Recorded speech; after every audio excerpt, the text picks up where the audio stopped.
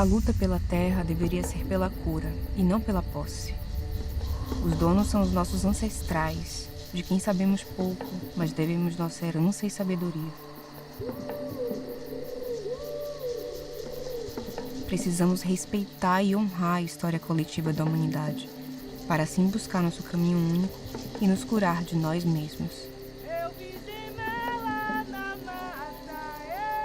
Mas nunca esqueça que você carrega a energia de sua própria cura.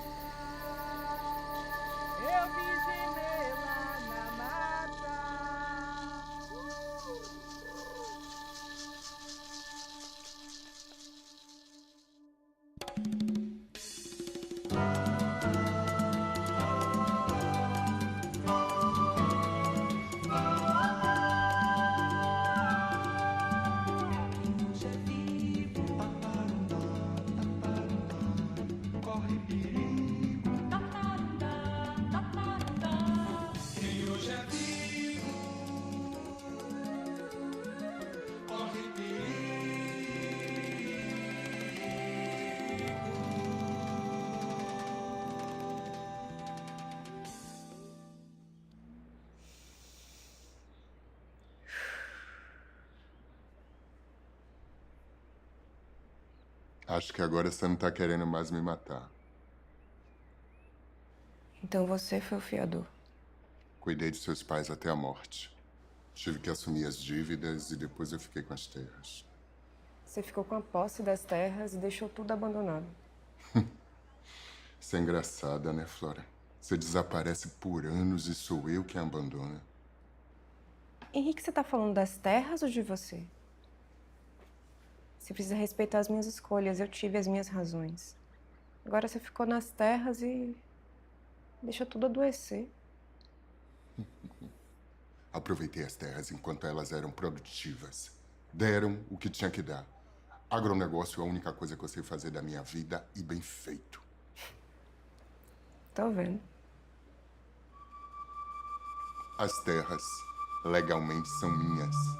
Eu tenho uma documentação.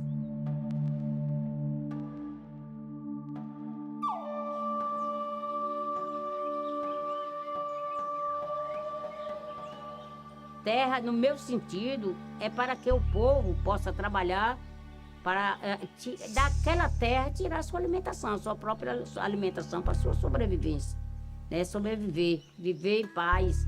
Isso para mim é que é importante a terra para todos nós indígenas.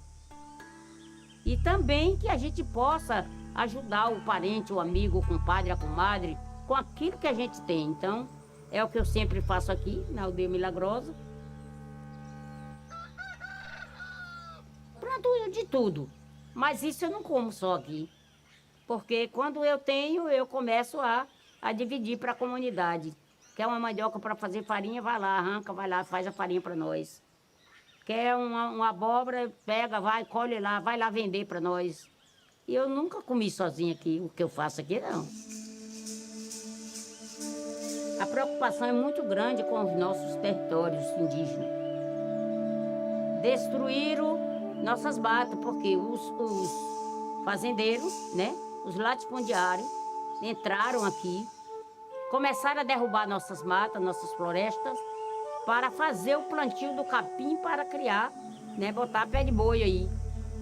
E aí o que aconteceu? Nós levamos 30 e tantos anos lutando para defender um título que o governo da Bahia deu para os fazendeiros, que é terra indígena, terra federal, e o governo estadual deu documento para os fazendeiros dizendo que essa terra pertencia a eles.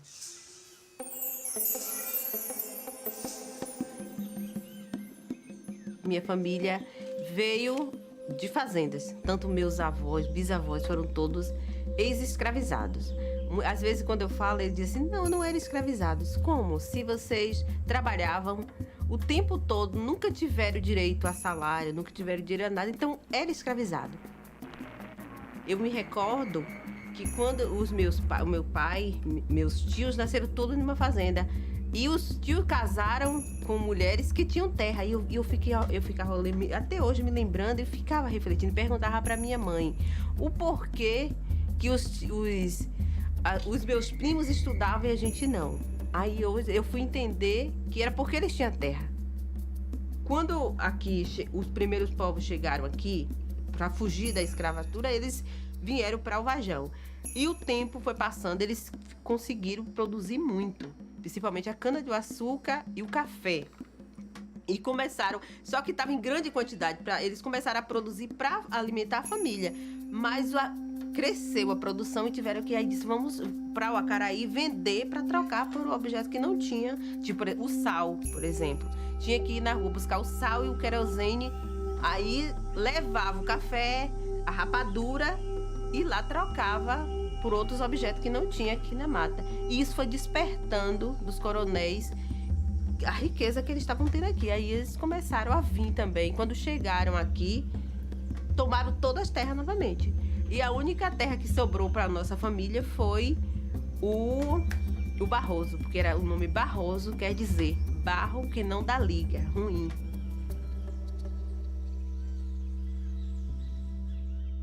Com os pistoleiros a gente enfrentava no tiro mesmo, não tinha conversa.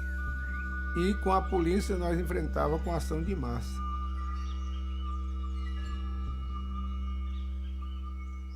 Nós fizemos um grande movimento de retomada da terra. Só os Pataxó retomaram 54 mil hectares de terra.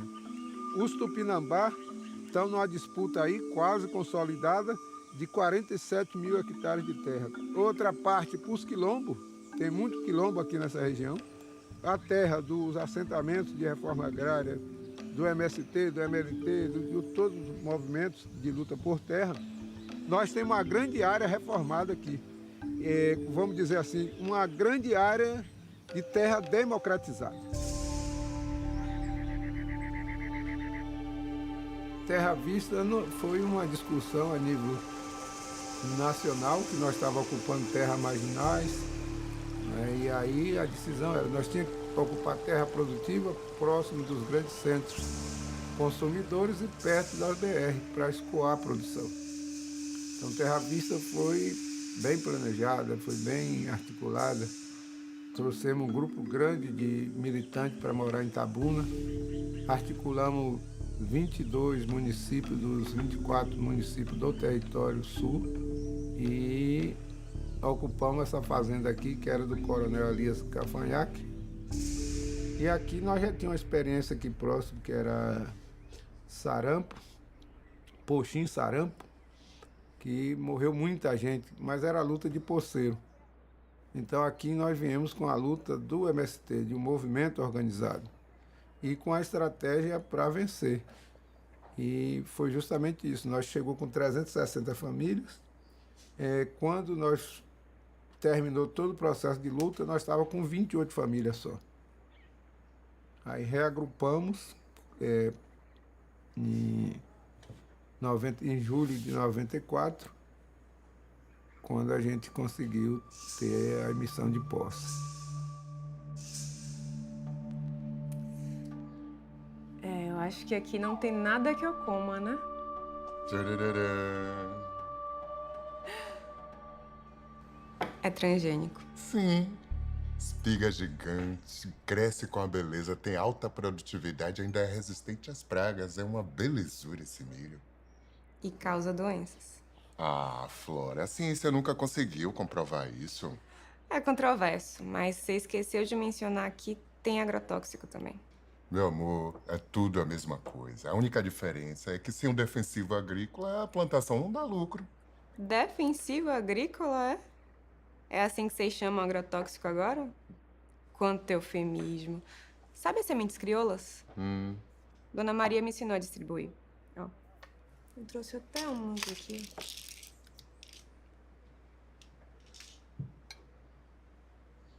A importância da semente crioula é porque nós plantamos uma planta que ela não leva agrotóxico. O cafezinho já está pronto, agora eu vou...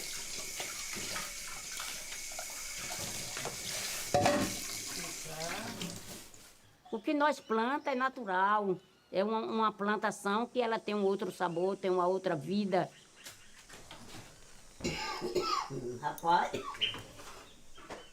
Não esqueça de levar vasilha para trazer o leite. Essas sementes que a gente compra hoje já vem todas cheias de veneno, né? Por isso que hoje tem os câncer, tem aí essas doenças perigosas que a gente não sabe como é que está vindo, mas se a gente equiparar e pensar, a gente sabe que é através da alimentação que a gente joga dentro do organismo da gente e que causa muitos problemas, né? Que está aí no mundo e o povo sem saber como tratar essas coisas que vêm.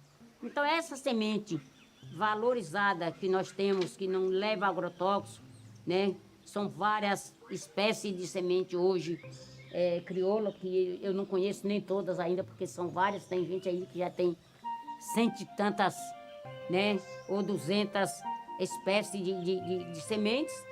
E eu venho trabalhando com isso, eu valorizo, porque para mim eu sinto que uma semente que ela é sadia, não leva agrotóxicos, ela também vai me fazer eu ficar sadia, né? E nem só eu, como a vizinhança, como a cidade, o qual nós vamos vender. Então a gente valoriza nesse sentido. A semente não crioula, nós recebemos muito aqui. A semente, um milho que a FUNAI trazia para a gente plantar.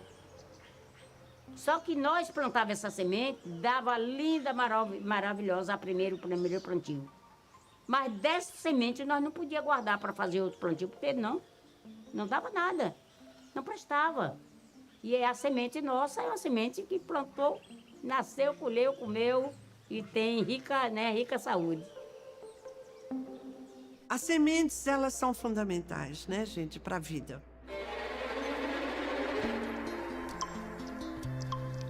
E ter essas sementes crioulas, elas são fundamentais para a autonomia. Porque as sementes, hoje, além do problema de transgenia que tem, das sementes transgênicas, a gente tem um problema também da monocultura de sementes. Eu só compro sementes de determinada empresa, são pouquíssimas as empresas. E hoje a gente tem um banco chamado de Banco de Guardiões de Sementes, onde a gente também leva para as feiras e troca, né? E, por exemplo, eu tenho sementes de milho crioulo aqui que eu recebi lá no Terra Vista, que é um assentamento do MST.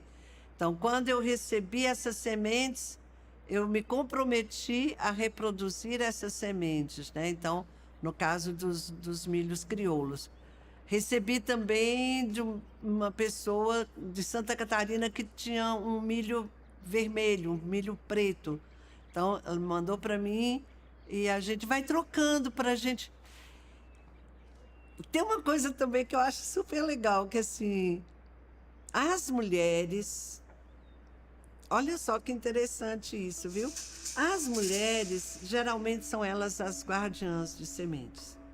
Elas têm esse cuidado de guardar, de reproduzir. E como ela usa nos seus quintais também, isso aí até mudas de flor, essa coisa que a mulher tem de trocar as mudas. Ah, me dá uma muda. Ah, você tem muda de manjericão, traz para mim uma muda. Isso vai melhorando geneticamente aquela planta, aquela semente, aquela muda. Então, o papel dos guardiãs de sementes é fundamental também para a melhoria genética.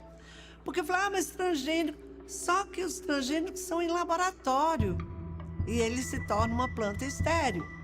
Então, quando você tem esse sistema agroecológico, essa diversidade de coisas, os animais também vêm para cá e ajudam, né, nessa dispersão das sementes. Então, isso, para mim, é a essência da vida.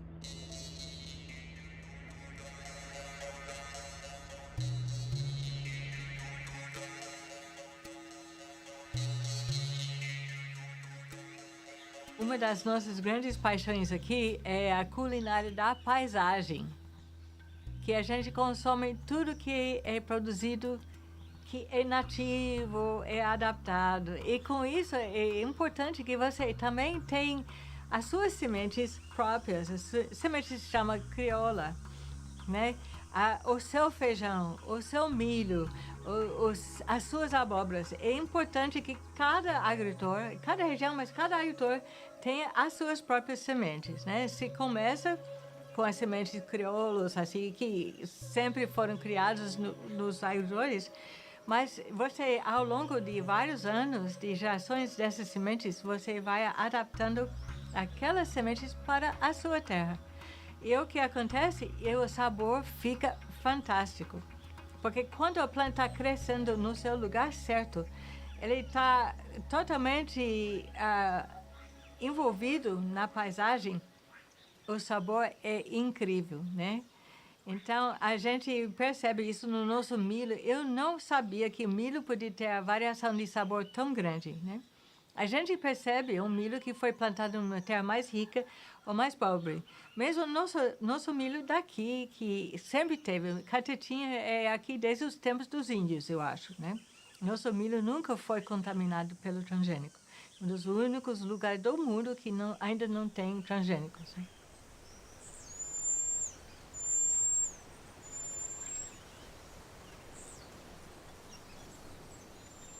E tem um fator muito importante. Muitas das doenças hoje ditas degenerativas, modernas, são faltas de microelementos específicos. Por exemplo, diabetes é falta de zinco e de cromo. E o câncer é falta de selênio. E como a comida moderna não tem os microelementos, só tem os macroelementos, né? NPK, né? São 3 coisas, ou 8 talvez. Mas são mais de 40 alimentos, né? Se o seu alimento tem todos esses 40, não só tem um sabor complexo, inesquecível, mas também pode curar essas doenças. Se a doença é a falta de microelementos, você come um alimento com microelementos dentro, você pode começar um processo de cura. As pessoas perguntam como você trata isso, como aqui dentro. Qual que é o chá? Não sei, a gente tem todos os chás, a gente sabe usar, mas a gente não adoece aqui. Literalmente, de vez em quando um gripe, mas até o gripe passa rápido, né? Tem umas crianças que estão começando na escola agora. Agora está pegando todos os gripes das outras crianças, mas em 2, 3 dias sara, né? Então, a base da saúde é um alimento rico em microelementos, né? Você precisa aprender a se relacionar com o que você come. O problema é que essa forma de pensar não vai deixar ninguém rico. Mas nem todo mundo vive pelo dinheiro. Pelo contrário, pelo dinheiro as pessoas morrem. Eu nunca conheci um ser humano que não gostasse de dinheiro. O problema é transformar o dinheiro numa espécie de Deus. O maior princípio que existe que a gente teve para formar a comunidade, para criar a comunidade, foi que a gente queria fazer uma coisa diferente do que estava lá fora. E principalmente não diferente total, mas diferente das coisas que a gente acha ruim. O capitalismo é uma delas. Materialismo, competitividade, machismo, racismo, todas essas coisas que a gente chama mazelas do ser humano, né? Mazelas do espírito humano.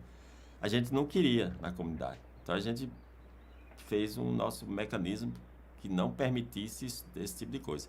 Ao mesmo tempo, a gente sabe que a economia existe, a gente mexe com grana e tal.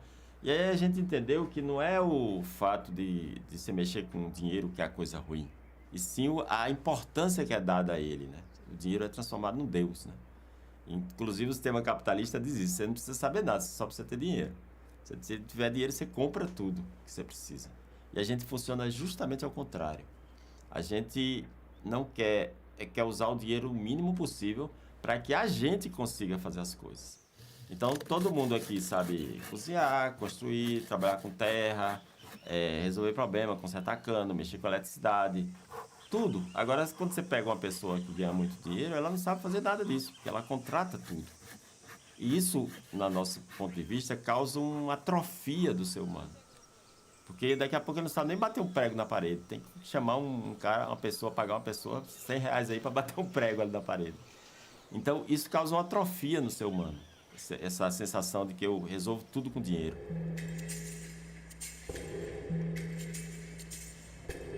Tá, o cara, não, mas você sabe ganhar dinheiro. Tá, mas e se eu chegar num lugar que se ela der um crédito na economia, o dinheiro não vale mais nada. Então eu não sei fazer nada, que a única coisa que eu sabia fazer era ganhar dinheiro. Então a gente é bem contrário a esse processo. Quer dizer, desenvolver no ser humano as suas capacidades de resolver as coisas, de fazer, e não ficar dependendo do dinheiro. A gente usa o dinheiro, mas no lugar que ele está, não abaixo, desconsiderando, nem acima, como é lá fora.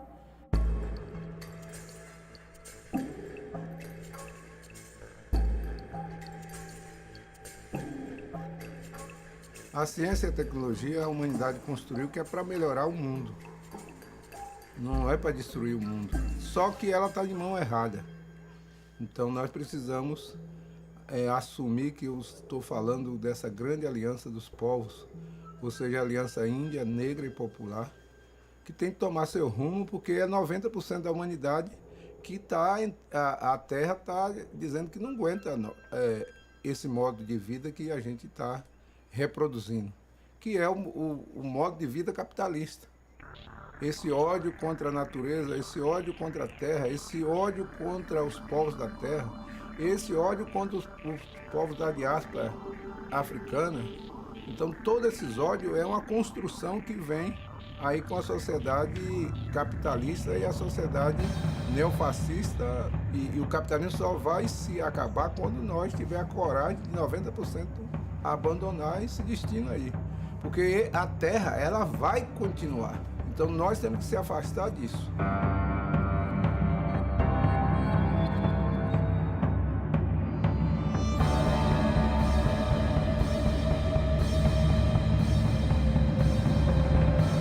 Ela pode ter um retrocesso aí, adoecer muito e precisar de um tempo para recuperar. E quem vai pagar isso é 90% da humanidade. 10% já tem ciência, tem tecnologia, tem dinheiro, tem tudo para explorar outros planetas já. Eles já estão preparados para isso. Mas a Terra vai expulsar 90%. Então quem está em risco é 90% da humanidade. Então nós vamos ter que acordar, 90% vai ter que acordar e equilibrar o campo e a cidade. Eu falo de equilíbrio, eu não falo de... Nenhum é melhor do que o outro. Então nós precisamos reconhecer isso e começar uma saída gradual, uma saída organizada para a gente voltar à terra. E voltar à terra com outro espírito, não de acumulação, de exploração, de destruição da natureza. Eu tenho uma coisa comigo, não sei o que é que se passa, acontece, que eu sempre digo que não quero ser rica. Porque riqueza de bens, isso não interessa. Para mim mesma, eu digo de coração. Eu não tenho vontade de ser rica, eu tenho vontade de ter o direito de viver em paz, e chegar meu amigo eu posso acolher, chegar minha amiga eu posso acolher, quem chegar na minha casa. Agora, nunca eu penso em riqueza. E tenho medo quando alguém diz eu quero ser rico. Porque o ser rico é uma palavra tão egoísta, tão pesada, tão dolorosa, que o pessoal esquece. Esquece de alguém quando ele fala que ele quer ser rico. E é uma coisa que, para mim, eu não sei lhe dizer o que significa ser rico. Porque não passa no meu coração de verdade, eu digo para vocês.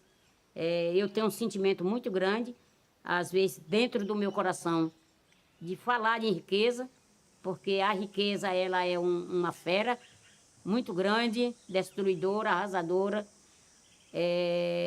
que as pessoas, às vezes, não querem conhecer um ao outro. Perde o amor do ser humano e só pensa em ser rico. E o egoísmo, isso estraga demais a um povo, principalmente para nós indígenas. Eu penso assim, ser uma pessoa livre, que eu possa... atender quem chegar na minha casa e acolher. Mas não penso em maneira nenhuma em riqueza, porque para mim é um desastre. Você nunca vai entender a agroecologia com a mente de agronegócio. Eu queria muito reconstruir as minhas terras, trazer a vida de volta. Mas você parece querer caminhar para a morte. Eu disse...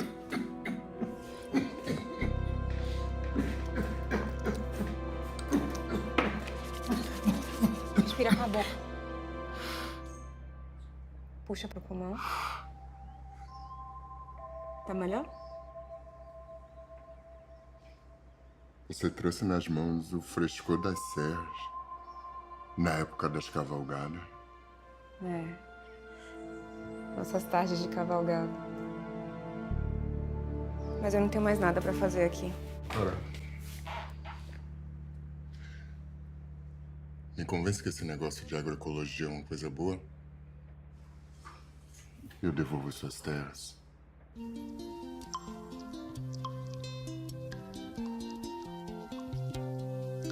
A grota inteira tá chorando de saudade da umidade que fecunda a terra seca. Vital retalho do céu que manda pro solo, divino orvalho gozo que nos eterniza. Intimidade que pertence à natureza, com essa imensa porção líquida riqueza.